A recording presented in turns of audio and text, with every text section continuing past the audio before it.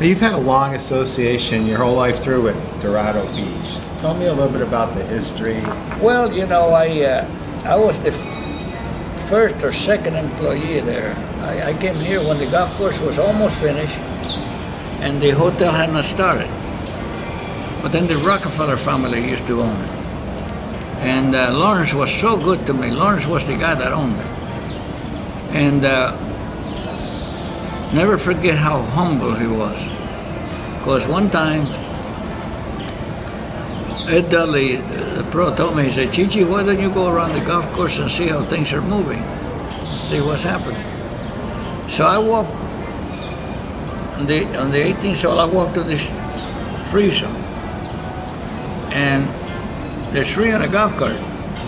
I went to the man, I said, sir, I'm sorry, but we have a rule that only two can be in a golf cart. He says, I'm sorry, I didn't know that. So when Ed Dudley was waiting for me there, he always used to stand like that. I came to him, he said, how are things going out there? I said, well, we only have one incident there where that threesome there was riding three on a cart. He said, you didn't say anything to him.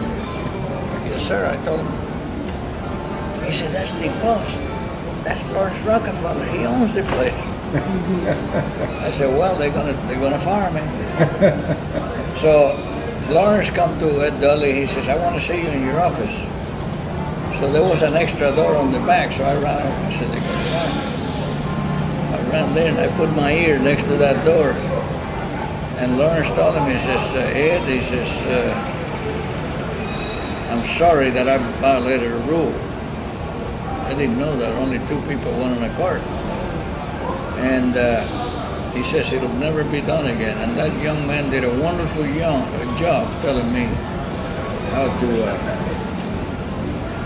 the thing. And then he left. And I said, what a man, you know. Because he could have said, I don't want him here no more. And other bosses would have done that. They would have said, fire him. Fire that little shit. But then Ed Dudley, a couple of years after, he kept coming down a couple of years after, wanted to take me to the Broadmoor in Colorado Springs. You come and work for me over there. Now, I'm going to make you one of the baseball golfers in the world. And he talked to Lawrence, and Lawrence told him, he said, no, he belongs here. He stays here. But you know, it's amazing because Ed Dudley was the first pro at Augusta. And he came from Augusta to here. And the way I got invited to my first Masters, I was hitting nothing but 2 irons. I used to love to hit them. I figured if I hit 2 irons good, I could hit any club. And I always practiced over the palm trees. I got as close to them as I could, and I always learned to play golf with a low ball. I hit them high. My wife was shagging. But one day I'm hitting balls, I hit balls, and I must have been 5 hours hitting balls. And Ed Dudley walks down with this man, and that man says to me, he says, young man, he introduced him to me, and he says, young man, he says, I've been watching you practice from up there. You hit that ball pretty good. And he says, how would you like to play the Masters? And Ed Dudley said, Chichi, he's the chairman of Augusta. Sir, I said, that's been the dream of my life, but I never won anything. He says, you're wrong. You're the Puerto Rico Open champion. And that's how you're going to be introduced at Augusta. I'm going to invite you to play the Masters. I said, wow. About a month after, I had the invitation. I should have saved that. I don't know where I put it. But anyway, that's how I got in the Masters. What's your fondest golfing memory here at Dorado Beach? Your fondest golfing? I made 8 holes in one year. Here?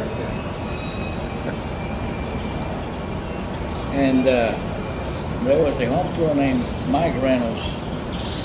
I'm playing the 7th hole of the old course, which was a par 3. And I throw him a ball. I said, try this ball. This is the greatest ball in the world, man. This is new Hogan ball. And he takes a 4 iron and he puts it in the hole. He makes a hole in one. He says, you know, Chichi, he said, that's the first time I won a hole from you. I said, no, you know, I'm going to put it right on top of you. And I took a 5-iron and I aimed it at the right trap with a little hook. Right on top of it. That's a great memory. The guy's name was Mike Reynolds. Now you're 78. You got 2 to 3 more decades ahead of you, God willing. What would you like to do for the rest of your life? What's important to you now and in the future? I would like to keep helping young people and maybe become the statesman of Puerto Rico. Yeah, I would like to become the statesman and the conscience of the Puerto Rican people. Hall of Fame member? What does being a member of the World Golf Hall of Fame mean to you? Well, Dean Beeman was the guy that put me there. Dean Beeman was a pro, so he knew how to run things. A lot of guys were mad about me being the Hall of Fame, and they were not, you know. And I used to tell him, I said, you know, I didn't put myself in there. I'm not the player you were, but, you know, I did other things that you don't do. Of course, I won 38 times, so that's not too bad, you know. But, and I got 38 holes in one, which is the most in the world. But, I mean, it's a great thing for me. I'm the only Puerto Rican in there. You know? So as we finish here, other thoughts you'd like to share on the game of golf and what it's meant to your life, to you in your life? It meant I met Mother Teresa. I mean, that's the ultimate. And I met people like President Eisenhower, President Bush, the old man. I met the young one. And I always wanted to meet Jimmy Carter. I hope before he dies he can send for me. I'll go in a minute because of what he did in the Middle East to have peace with the Israelis and the Egyptians. He wasn't the best president that ever lived, but he was the best man that served. Because he builds home for the poor, habitat, and I just same wife for 60 years. I mean, I love the guy. And St. Patrick's Day is 49 years since I married my wife. That's in a few days. It's in a few days. I better remember. 1 week.